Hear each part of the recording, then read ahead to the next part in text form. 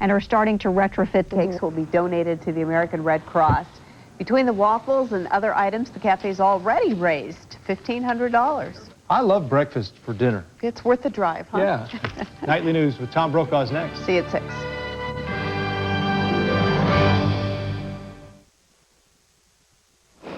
America on alert. War plans. Tonight, the Defense Secretary on a whirlwind tour of the Middle East as the U.S. gets ready to strike, plus new information on America's failed attempts to capture Osama bin Laden. Call for help. Chilling new emergency dispatches, the last desperate moments at Ground Zero. Everybody get away from the tower. You gotta know the tower that just came down. The sound, the chaos, the tragedy of September 11th.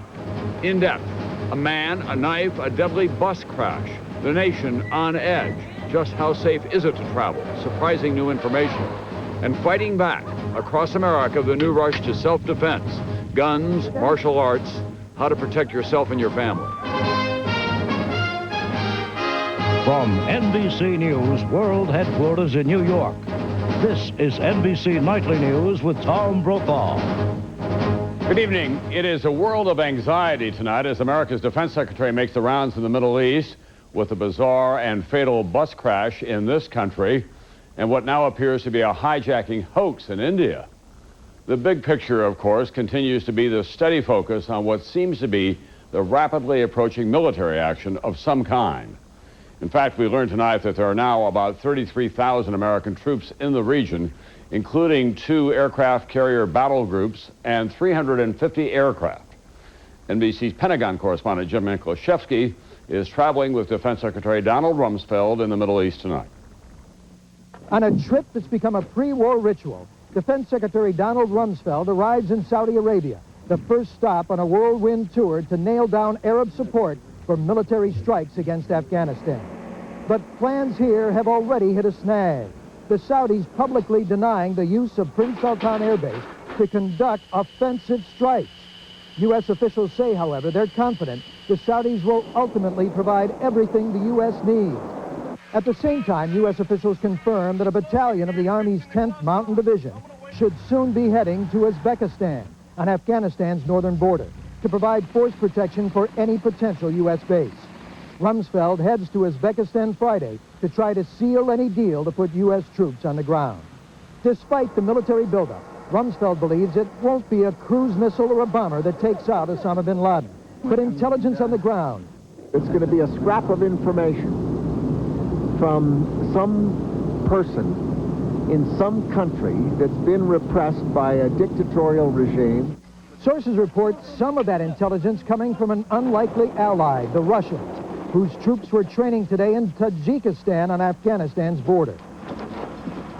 At NATO, Russian leader Vladimir Putin firmly renewed Russian support in the war on terrorism. And leaders of the Afghan rebels, the Northern Alliance, announced today that both Russia and Iran will provide them military aid in their fight against the ruling Taliban party. But time may be running short. In a nation where the terrain and weather are already an enemy, winter will soon be closing in. Secretary Rumsfeld stresses that the military alone cannot root out and bring down Osama bin Laden. Nevertheless, tonight, some kind of military action against Afghanistan now appears inevitable. Jim Miklaszewski, NBC News, Riyadh, Saudi Arabia. And as refugees continue to stream out of Afghanistan, more horror stories are emerging about life and death under the Taliban in that deeply divided country. NBC's Dana Lewis tonight on the witnesses to terror. Mohammed Nisor has nothing left in the world except his family.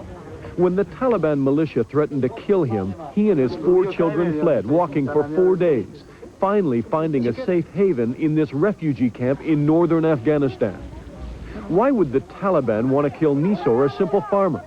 He says it's because he's from the wrong ethnic tribe.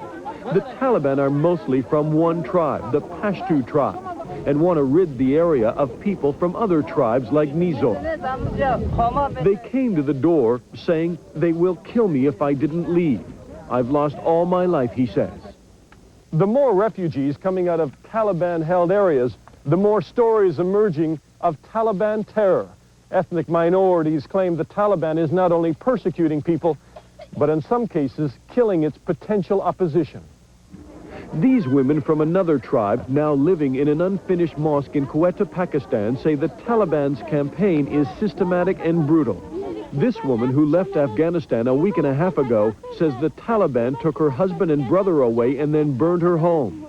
She says 3 weeks ago the Taliban came to her village and cut the throats of 500 people, then set fire to the houses. This woman, too, says the men in her village were rounded up. My husband and 7 others were taken. They took off their turbans, tied their hands to their waists, and then took them to the airport and shot them, she says. Hungry and with tales of terror, these refugees have finally made it to safety, but they still don't know what has happened to those they left behind. Dana Lewis, NBC News, Northern Afghanistan. Back in this country, a new and shocking reminder tonight of why America is preparing for major military action. On the day of the attacks, a ham radio buff recorded the frantic calls of New York's police and firefighters. NBC's Ann Thompson tonight on the chaos and more proof it's astonishing anyone survived. The voices of New York's bravest and finest, tested as never before on September 11th, 9:59 a.m.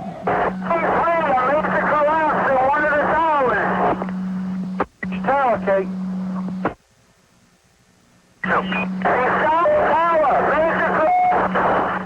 29 and a half minutes later, the North Tower falls.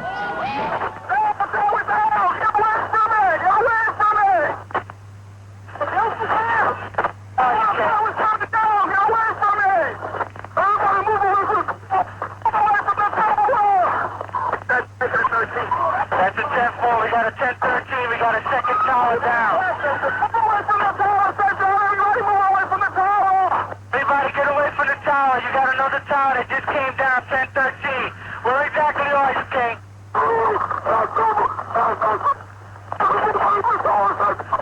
All non-essential personnel move away from that collapse.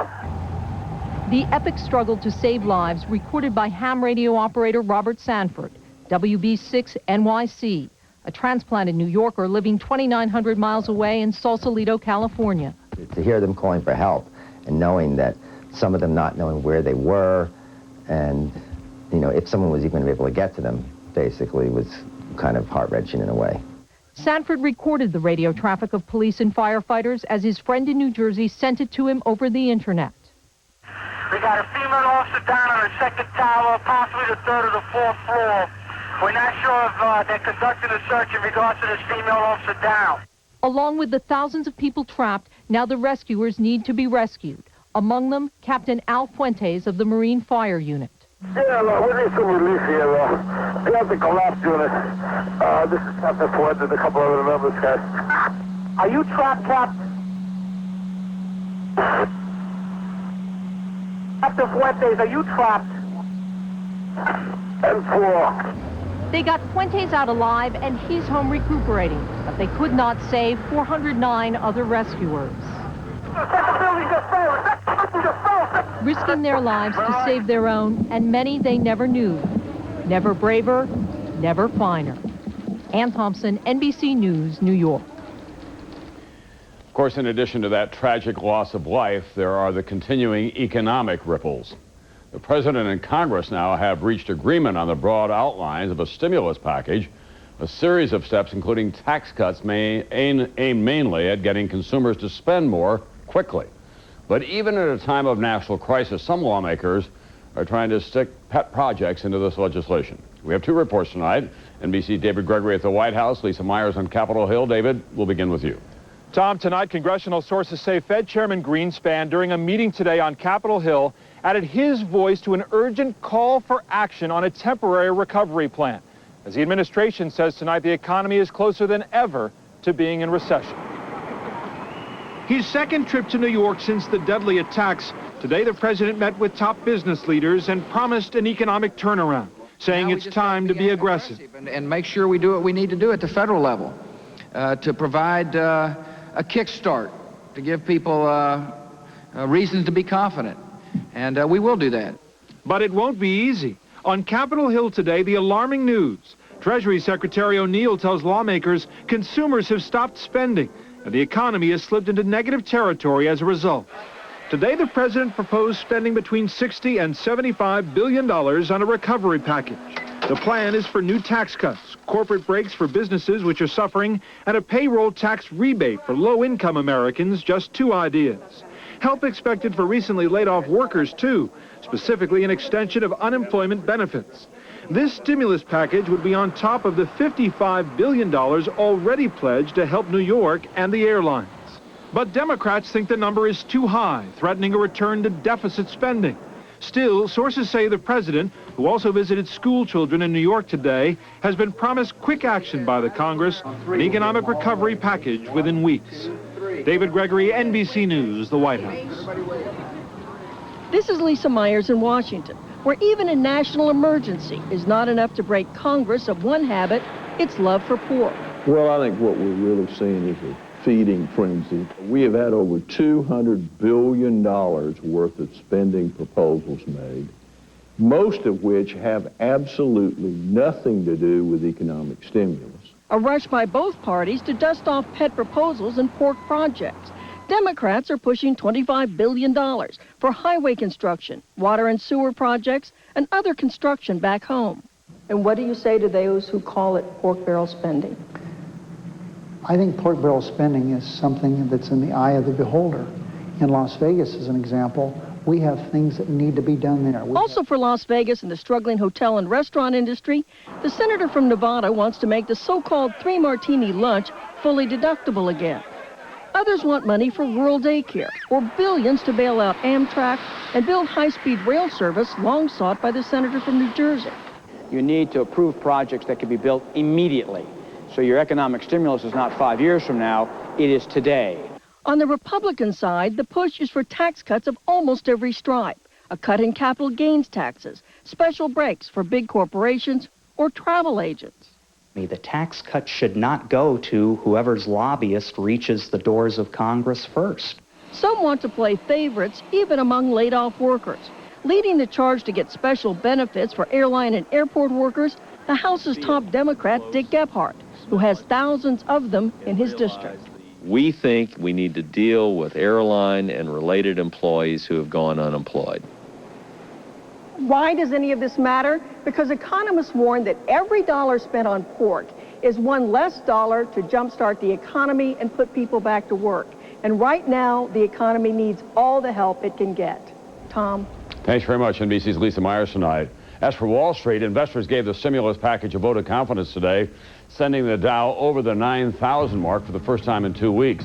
At the close, the Dow was up more than 173 points. NASDAQ did well as too. It gained more than 88 points on the day.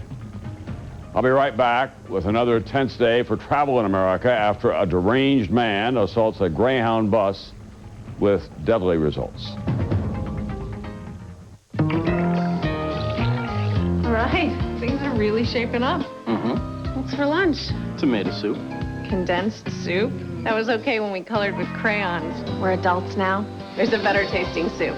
Progresso Hearty Tomato. Big chunks of fine ripened tomatoes and special seasonings, so you get way more flavor. See the difference? This is better. Now about your finger painting. What? It's time to go to the better taste, the Progresso. Guys, quit hogging the nuts. Hey, penguins.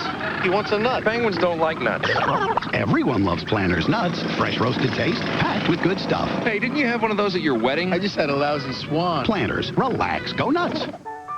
For all those who have difficulty bathing, and for all those who care for them, take comfort. Take comfort, take comfort. There's comfort bath, take comfort.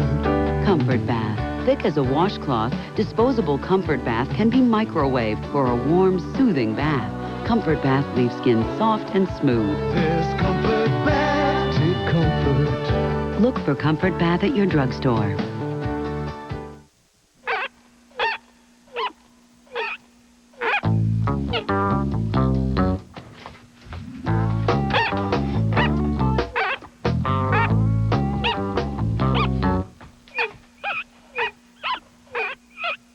Ocean Spray is fortified with as much vitamin C as orange juice, so it's good for your whole body. Just leave the juicing to us. Ocean Spray is fortified with as much vitamin C as orange juice, so it's good for your whole body. Just leave the juicing to us. Just leave the juicing to us. Ocean Spray. Crave the wave. This weekend, Enterprise Rent-A-Car announces special low rates from just $9.99 a day. Friday till Monday from just $9.99 a day. Pick Enterprise. We'll pick you up. 1-800-RENT-A-CAR. Only on NBC News, the Terrorism Task Force. The Pentagon is still struggling. No negotiations with the Taliban. Using the global resources of NBC News. Investigators pass on any information they get about... It's a complicated trail to follow. Follow the investigation with the Terrorism Task Force. Only on NBC News. NBC News in depth tonight. It was another harrowing day for travelers. A deadly incident on a Greyhound bus. Not terrorism, according to officials, but another example of why the traveling public is so nervous these days. Will a deranged man on a Tennessee bus create more security worries for all kinds of travelers? In depth, here's NBC's Robert Hager. The big Greyhound bus on its side. 35 injured and 6 dead, including the attacker, a man from Croatia, here on an expired visa. Police believe he was trying to hijack the bus after slashing the driver's throat. It was a sharp instrument. The word box cutter was used. Unsure what's going on, Greyhound stops all its buses nationwide for 7 hours. But later the FBI says this. Our evidence leads us to this point that this is an isolated incident. It is in no way connected to the current ongoing investigation based on the events that happened September 11 of this year. By midday, the buses roll again. But for a nation already upset about travel, it's one more jarring incident. A reminder that while the attention's understandably on flying, some say they're gaping holes in the security of all the ways we travel. A warning from terrorism expert Neil Livingstone. Buses and trains are very soft targets today because basically they don't have any security. And cruise ships also may be targets in the future as well. On Greyhound, for instance, there's no way to keep dangerous items off buses because bags just aren't screened. Amtrak doesn't screen luggage that's taken on by passengers either. Vice President Bill Schultz. While we're not searching all bags, we're taking a number of other precautions that give us a very high level of security. For instance, this. Identification is required for all ticket transactions. Please have your identification out and available for the agent. Amtrak does compare names to the FBI's watch list, but doesn't check when people board to see if someone else uses the ticket. And the problem on cruise lines is the sheer number of passengers, as many as 3,000 a ship. Tonight in Tennessee, reassuring word from the FBI about that bus attack. I'd say this is probably a disturbed individual, mad at himself, mad at the world, or depressed. We don't know that yet. We may never know that yet, but I would not call it a copycat crime, no. But nonetheless unnerving to already wary travelers. Robert Hager, NBC News, Washington. And from across the world in India, an aftershock of sorts from the attacks here in America. Troops there surrounded a Boeing 737 thinking it had been hijacked. However, Indian officials now say it was a false alarm. All 54 passengers are now safely off the plane in New Delhi. In a moment, new information about failed efforts to hunt and kill Osama bin Laden. I have type 2 diabetes. And I will always take care of myself. I stick to my regimen. I had to make that commitment to diet and exercise. But diet and exercise weren't enough. So my doctor added Avandia to help control my blood sugars. Unlike some diabetes medications, Avandia helps my body use the natural insulin it already makes. Avandia has helped keep my blood sugar down for about a year now. Avandia in combination with insulin may increase the risk of serious heart problems. Because of this, talk to your doctor before using Avandia and insulin together. Avandia may cause fluid retention or swelling, which could lead to or worsen heart failure. Avandia is not for everyone. If you have severe heart failure or active liver disease, Avandia is not recommended. Some people may experience weight gain with Avandia. To check for serious liver problems, blood tests should be conducted before and during Avandia therapy. This commitment is for me, but it's also for my family. Eat right, exercise, and if that's not enough, ask your doctor about Avandia. So it may always be stronger than diabetes. If you have osteoarthritis, you owe it to yourself to learn about Celebrex. Celebrex specifically targets only the COX-2 enzyme, a key source of arthritis pain. Celebrex relieves arthritis pain, plus inflammation and stiffness too.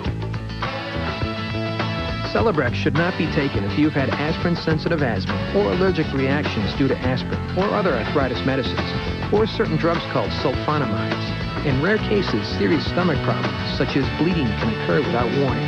Tell your doctor if you have kidney or liver problems. Powerful 24-hour relief from osteoarthritis pain, inflammation, and stiffness. Ask your doctor about Celebrex, the #1 selling brand of prescription arthritis medicine. Johnson, I'd like to see some ideas on saving the company money. I'll be back first thing in the morning. Think. That's the dumbest! Drink. Help!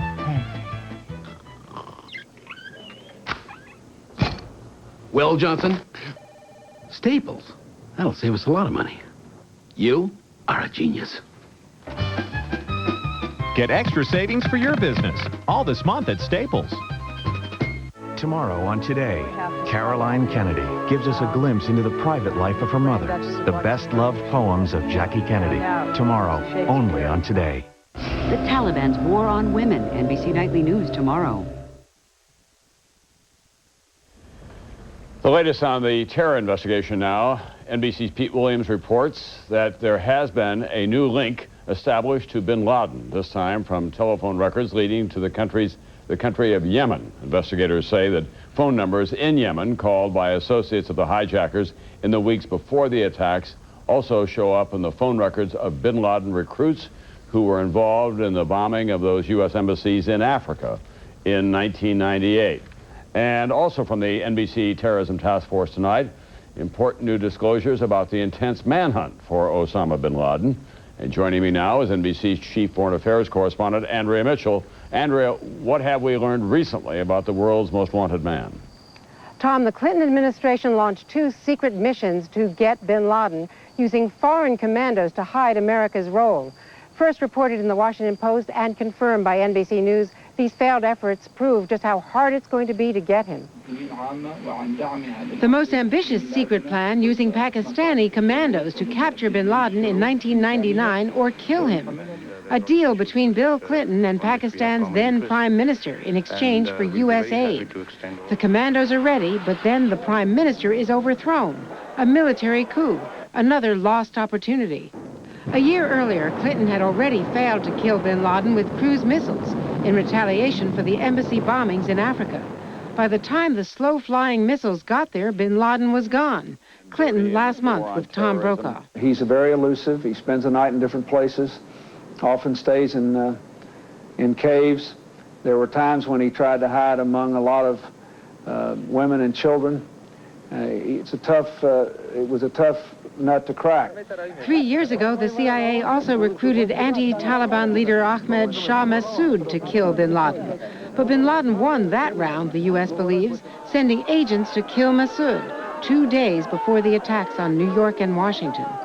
America's best shot at bin Laden may have been 5 years ago, when the government of Sudan offered to turn him over to Saudi Arabia. The Saudis refused to take him. Bin Laden escaped to Afghanistan, and there he remains, so far impossible to capture. Tom? Thanks very much, NBC's Andrea Mitchell tonight. Up next, fighting back and feeling safe again, one left jab at a time.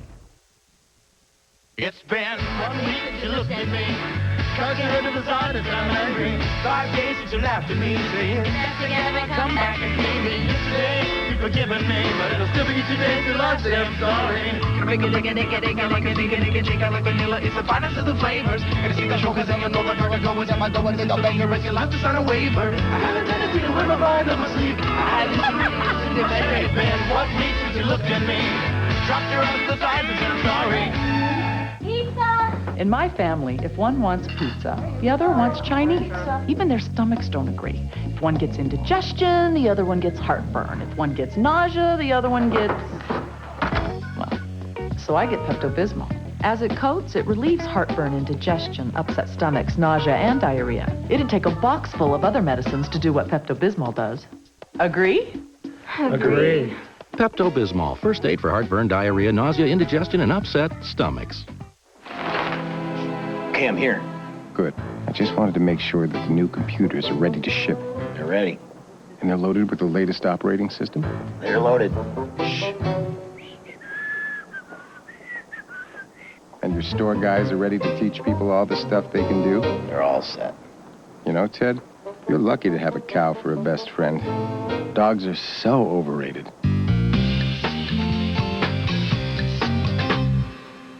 New at 6, the battle heats up over a school bus barn. This old storage location ran out of room, so the Beaverton School District is building a new one. But residents nearby are furious. It is just unconscionable. I can't believe that we've even considered doing that. Tonight at 6 on News Channel 8, where the news comes first. We depend on him to make things work. He's doing really well. It is amazing what his career change has done for us.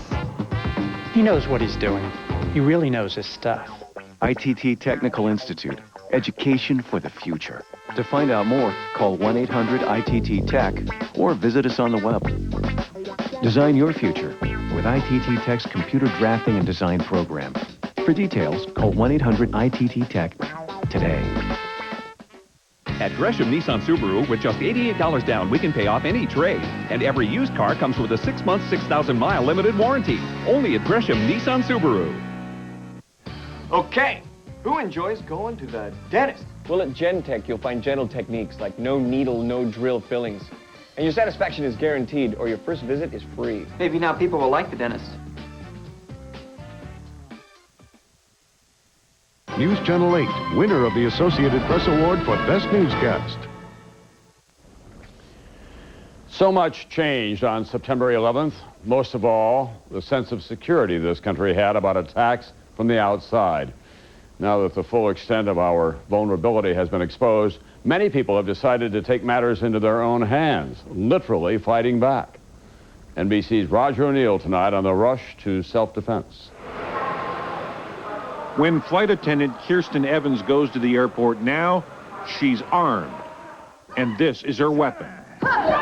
Feeling helpless and angry, Kirsten and other flight attendants now Punch with those 2 knuckles, okay? are punching and kicking their way to getting ready for the next case of passenger rage or terrorist attack. It will definitely give me the confidence to know that I can do something to save my life. I would not be a victim. The airlines don't offer self-defense training, and the Flight Attendants Union says its members are ill-prepared for the suicide hijacker. We have had no training or even any discussion about an appropriate response to that kind of a hijacker. It's not just flight attendants. In Denver, pilots are calling this martial arts school. Yeah! And in Chicago at the Iron Fist, it's average citizens. Harder, harder, go, go, go! The first class almost full. You're teaching to attack. I feel more confident in handling myself. No one wants a bunch of Rambos on an airplane. But if you know just a little self-defense, this move designed to knock the wind out of someone, there's a chance, just a chance, you might be able to get a situation that's out of control back in control. You sure done? It's not just self-defense. At this Denver gun shop, first-time buyers up 2 to 3 times normal. Nationwide, FBI gun background checks up 15%. Corporate executives thinking safety, too. It's been more than 100% increase since September 11th in people seeking serious security training. Security, self-defense, getting aggressive, on everyone's mind now. Roger O'Neill, NBC News, Denver. That's nightly news for this Wednesday night. For more detailed information on the September 11th attacks and the preparation for war, you can log on to msnbc.com. I'm Tom Brokaw. I'll see you tomorrow night.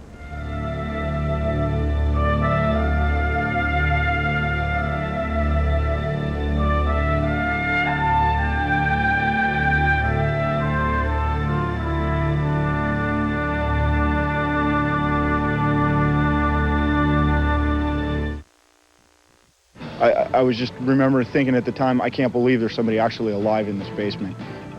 2 firefighters risked their lives to save a 3-year-old girl trapped by fire. Plus, Greyhound bus service halted here in the Northwest after an attack on a bus thousands of miles away. And hear from 2 men behind the rebirth of PGE Park. 2 men now out of a job. The news at 6 starts now. From KGW, where the news comes first. This is Northwest News Channel 8 at 6. Hello, I'm Tracy.